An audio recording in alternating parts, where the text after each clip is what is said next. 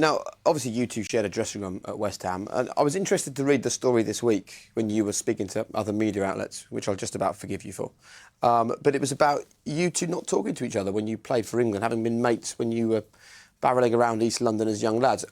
Just explain, from both of your perspectives, sort of how this first began. Where did the seed first start? Mine was that we were both at West Ham, came through, done everything together, room together, Proper travelled mates. everywhere. Proper mates from like 14, 15 years old, done everything. And then I left and went to Leeds and eventually Manchester United, and Frank went to Chelsea. And really around that time, we just kind of, our communication just kind of just disintegrated.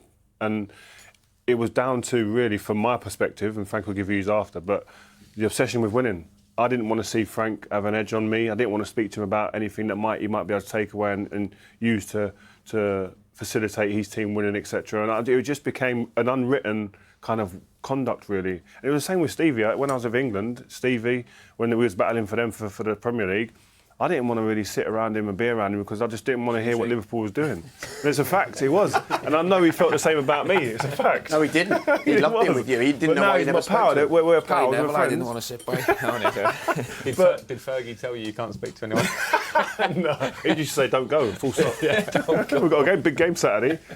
But I'm an England fan and I'm sitting at home thinking this is brilliant. This is the golden generation. These lads love each other. They play together. They can't wait to go and win a World Cup together. I think that's what held us back. But it sounds like what you're saying is you were putting club above country because you were so bothered about winning for your club. But and I'm watching you thinking, can you win for the country? But it was subconsciously. It wasn't like at the forefront of our minds going, whatever happens in England, I don't care. This is about Manchester United, Chelsea, Liverpool. It's like I didn't mean it. It's looking back retrospectively now. This is how I see it was.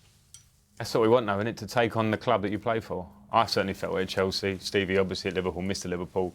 Rio, the same, took on Manchester United. You feel so passionately about the club you play with, your teammates, your own performance and yourself, that to be a bit pally with someone down the road who you're competitive with. But didn't that hold back England?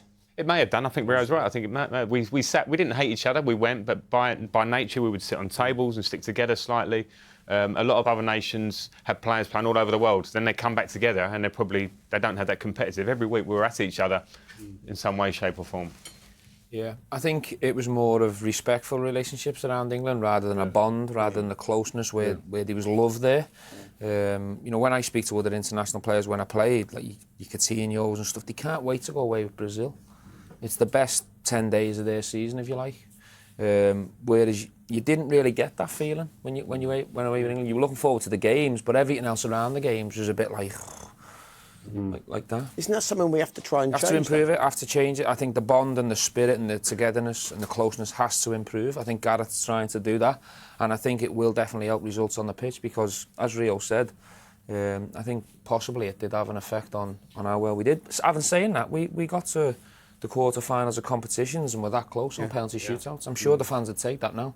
Sure. Yeah, exactly. So but you sort of wonder if you had that amazing bond, maybe that would have been the little bit you needed. What's the difference with this generation coming through now is that they're winning trophies together. That's it. From 17 years old, they're winning trophies together. So they've created that bond from now. So that will carry on throughout their senior years as well. Hopefully they all come through together. Yeah. I look at Spain. David De Gea's era, and just before that with Iniesta, they were doing well with their youth teams.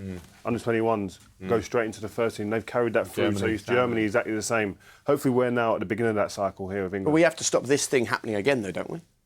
This sort of little tweaks and you'll find it hard to take it away. The basics, I think, of what Rio said of when you're playing week in, week out for your club, to be pally, it can happen, but I understand exactly what you're saying. I felt the same.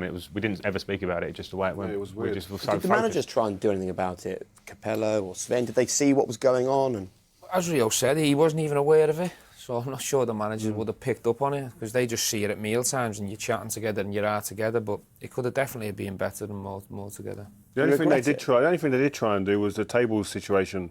We used to get like 4 or 5 tables. You'd have a Man United table, you'd have a Liverpool and other table, you'd have a Shearer and his table. Do you know what I mean? And it was different, it was weird. And so what they done was made it one table, didn't they, at the dinner times? Every lunch, breakfast and dinner, it was one big table. Man United end. Man United end. So you worked your way around it, just different tables. But I don't know, would you change it? I don't know. It's difficult. We'd love to have won with England, obviously. but to the detriment of winning for your club as well, it's a hard one. It's a piece of the puzzle, isn't it? It's one thing. There are loads of reasons why it didn't quite come right, as Stephen said. We got to quarterfinals, but hopefully this new generation coming through as a block, they will have that bond stronger than maybe we did.